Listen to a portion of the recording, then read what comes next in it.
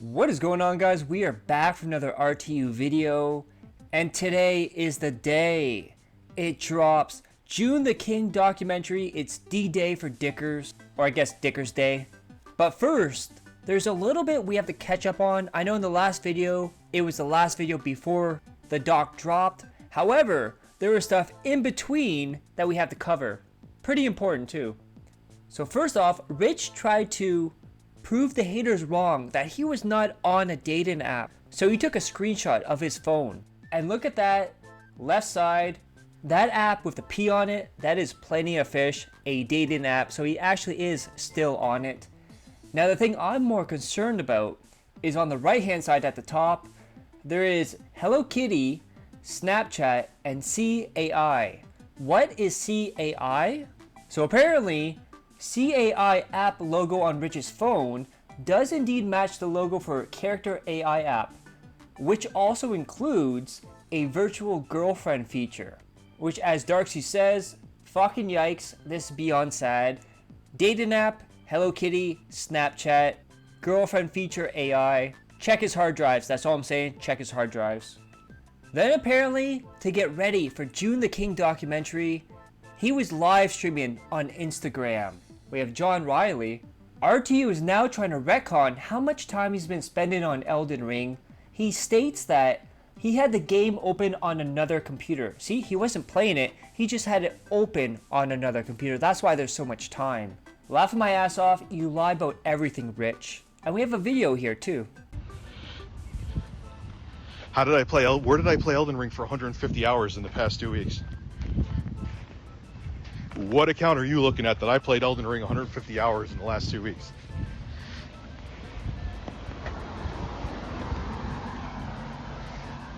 Unless, I know why. When I went to go actually play it, it said there was another account that you were in. I may have left it on a title screen somewhere, but I have not. I just beat I could show you where I am. So, yeah, Dylan, who fucking cares? Even if I played 6,000 hours, but I didn't. Like, I think, is that Nate? Yeah, dude, you could leave a computer on for Dylan, if I played 600 hours, what the fuck does it matter?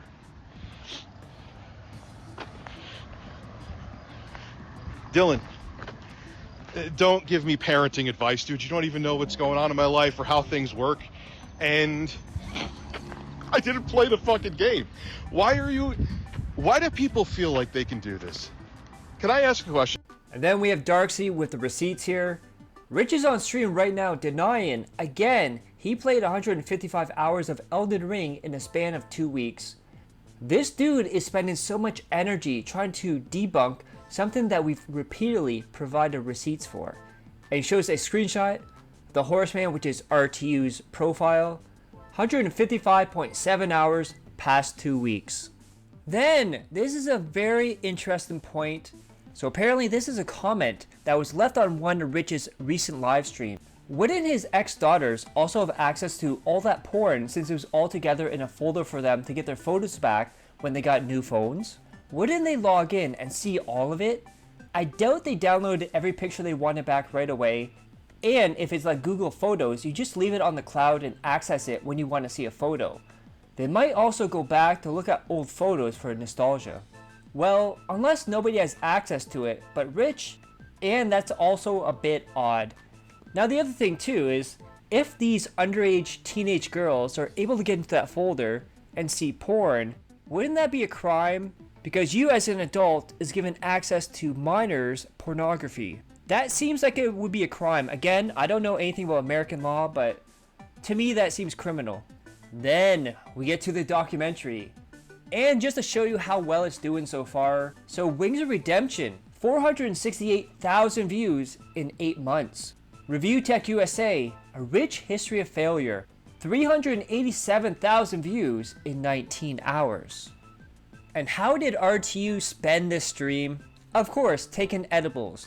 Now I'm not sure if these are the same ones, but recently he's gone from 100 to 500 milligram gummy edibles to 5,000 milligram edibles. And in this clip, he's going to take 2 of them So if it is those 5,000 milligram gummies, potentially he's taking 10,000 milligrams here. Look at this is THC going down the hole. Go on.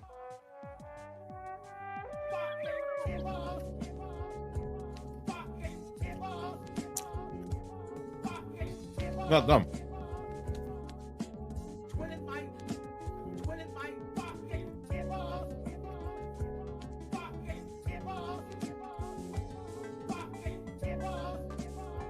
The pothead's going in.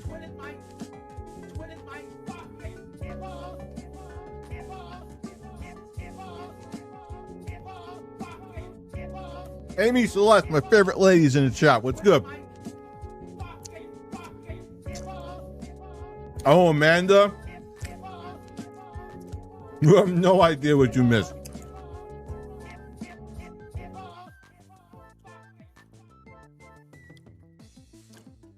Then even Joon had jokes about RTU's Netflix-style documentary, where he said in the video, it was unfortunate it was released on April 1st, indicating that people thought it was an April Fool's joke. So one thing that was revealed in the documentary, and I didn't even know this, is how influential Jay has been to RTU's career even before he was his editor. When Jay was part of 3KB, he's the reason that RTU got all the momentum to build up his channel. Because I believe they said at one point, 80% of the subscribers that Rich got were from Jay and his channel. And then we have Darksy here.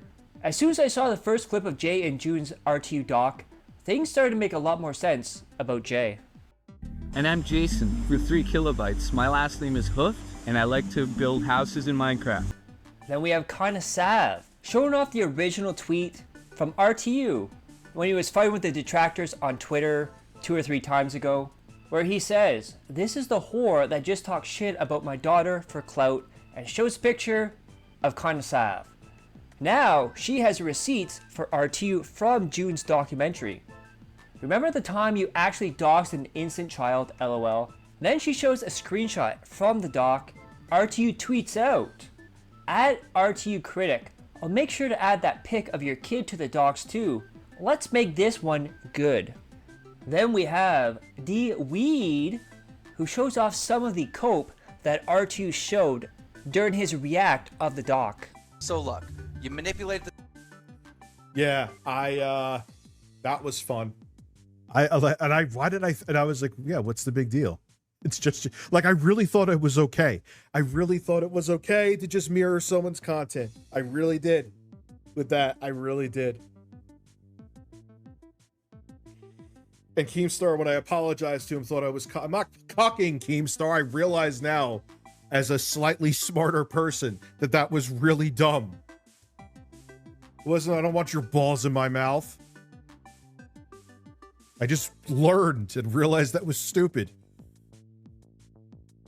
Panicking? I would never make these choices now. I would never fall for any of that shit. I would never, like, I do the back and forth shit posting, but do you think there was a guy. I used to sit there for days with him trying to find stuff to give to the police. See, more information you could have. I'm roasting myself here, Joon. And I think back to that, dude, you could, instead of wasting your energy on this fucking loser, you could have been working. You could have been hanging out with your at the time girlfriend, but instead you were sitting on Skype with another man, trying to find another man in a different country that even if you do find him to give stuff to the authorities, they're just going to go, up from a different country, can't do anything. I was dumb. I was dumb. I was stupid. I had the etiquette of a fucking squirrel. Final Fantasy XIV review. What's the story? There is not a video essay or documentary where anyone can be talked about, whether they're a LOLCOW like me or Keemstar's there somehow, some way. He's there. He's probably making a coffee upstairs in my house. And that is quite rich of him to say he's learned his lessons. But as you can see, he has not learned any lessons, whether it be Big Cheese or Jay repeating history, or him doxing RTU Critic and other people, and then him trying to dox Jay again, and Sexy Coco and all these other people. He doesn't learn. He pretends to learn, but he keeps the cycle over and over again. This man will never learn. His career is done. And another thing he does is he makes fun of Phil for the way he says words or phrases. So guess what? We have one now on RTU. So it's supposed to be fair, but Rich tries to be Flair. You know, like the Nature Boy, Ric Flair. Woo! To be Flair, I don't remember now, but like Joon said, I showed the receipt. I think it was to like St. Jude's. If it wasn't, I definitely donated money. I showed it on camera to prove it in a YouTube video. Is the YouTube video still up? I don't know, but I did. To be Flair, I actually have another Stream Deck, excuse me.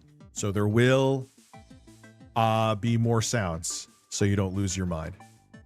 Yeah, to be Flair, yeah, I've made a lot of mistakes, man. I agree with you. All right, so to be Flair, do me a favor. Call the cops on a fake dox that I did about a decade ago now. And let's see how it goes. I encourage you to do so. That's right, all of my delusions of grandeur. Oh no, my delusions of grandeur!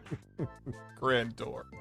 Yeah, I was hoping DSP was being sarcastic the first time he said that. Nope, he thinks it's grandeur, not grandeur. He calls grandeur delusions of grandeur. He says it as grandeur. To be Flair.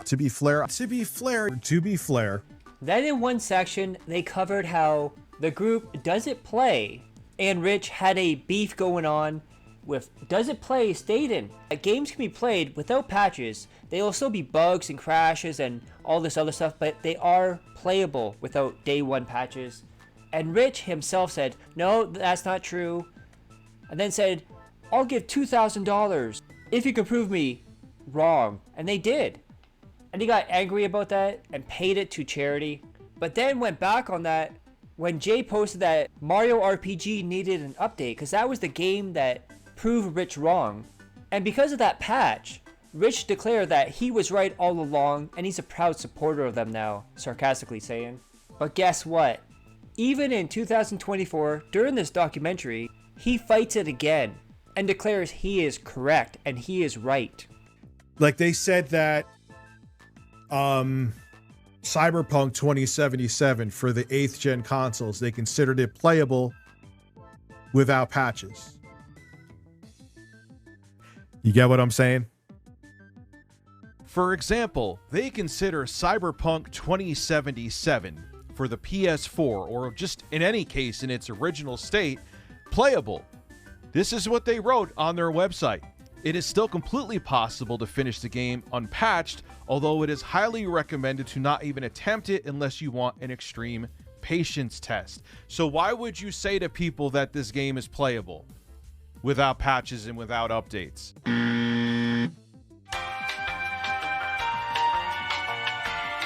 Strike one! Then we have an AI chat summary. Viewers are discussing and reacting to a recent event involving a person called Dickers and a YouTube streamer. Some viewers are criticizing the streamer for his appearance and behavior. Then during the doc, they showed off the section where he showed off his flag history, proving that RTU actually flagged people down, and now, in 2024, he now admits that he flagged down Anna Doyle's channel and it got struck. But then he goes on to say that they deserved it. Flag him once. I wasn't even the one who got his channel taken down. Rich had lied. He did in fact flag Anna Doyle, aka Review Hell That was under a different account, though. I don't think it was the Anna Doyle account. USA. What's more, with Rich exposed, doesn't matter. But fuck him. I don't apologize for flagging him. He can eat shit. Keemstar saw the opportunity to dig the knife in further and see. Then at this point, DSP and Kino Casino started their reaction to Joon the King, and ReviewTechUSA Parody puts this out. Damn, DSP just made over $1,500 in the first few minutes of his RTU stream. RTU, you okay, buddy? Now the doc is done, he's seen everything. So what is the final verdict from RTU on Joon the King and his documentary?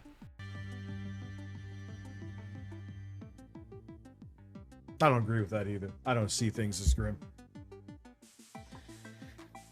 I ain't in that defeatist mindset. So,